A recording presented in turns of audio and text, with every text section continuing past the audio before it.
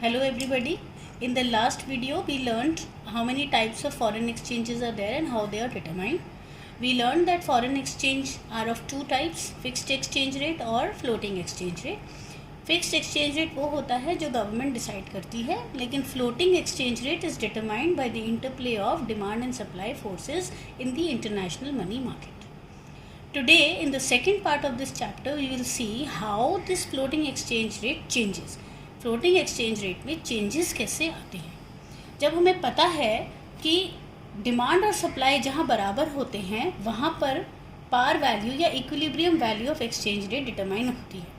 इसका मतलब यह है कि जब फॉरेन करेंसी का रेट तब चेंज होगा जब डिमांड या सप्लाई में से कोई चीज़ चेंज होगी. Now, for this we have already learned the sources of demand and supply of foreign exchange rate. वो यहाँ पर बहुत handy आते हैं. So the first case that we do is if demand for foreign currency increases, मतलब foreign currency, suppose dollar अगर हम assume कर लेते हैं तो डॉलर की डिमांड मार्केट में इंक्रीज हो गई है या हमारे देश में इंक्रीज हो गई है. ये कब होता है? This can be due to increase in imports. अगर अमेरिका से लिए गए या खरीदे गए इम्पोर्ट्स की डिमांड बढ़ती है या फिर अमेरिका जाने वाले लोग बढ़ जाते हैं, इंक्रीज इन टूरिज्म अब्रॉड, या फिर हम ज़्यादा पैसा अमेरिका में इन्वेस्ट करने में इंटरेस्टेड हैं, इंक्रीज इन इन्वेस्टमेंट अब्रॉड. इन तीनों केस में डिमांड हमारी इंक्रीज हो जाएगी डॉलर के लिए, जिसकी वजह से demand curve will shift to the right. अब आप यहाँ देख रहे हैं कि equilibrium was at E0.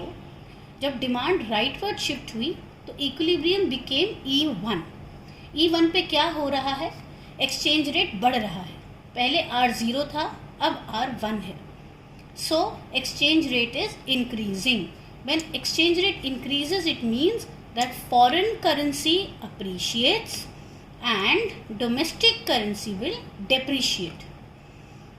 Foreign exchange rate महंगा हो रहा है, बढ़ रहा है, मतलब फॉरेन करेंसी महंगी हो रही है. जब फॉरेन करेंसी महंगी हो रही है इसका मतलब है कि हमारे देश की या घरेलू जो मुद्रा है वो सस्ती हो रही है, उसका रेट कम हो रहा है.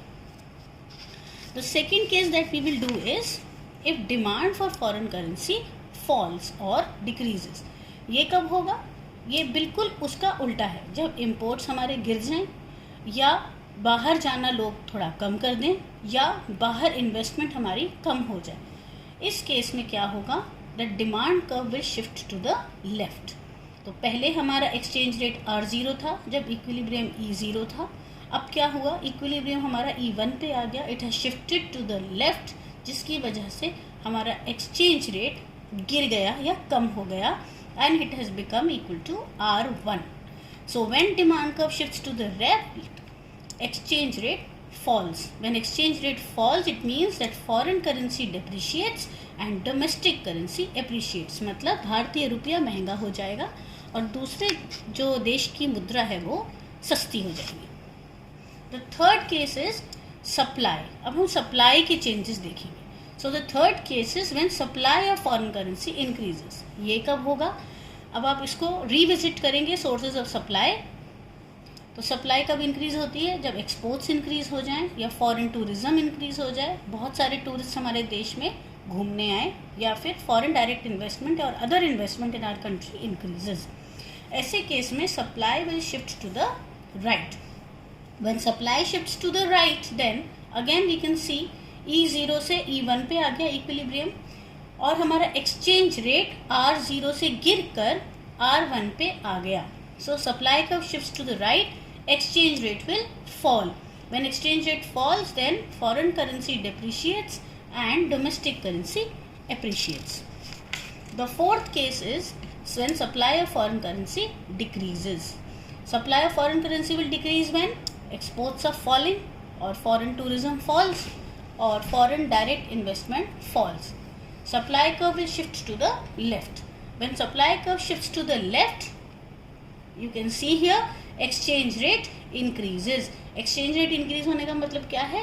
फॉरेन करेंसी अप्रिशिएट हो गई और डोमेस्टिक करेंसी डेप्रिशिएट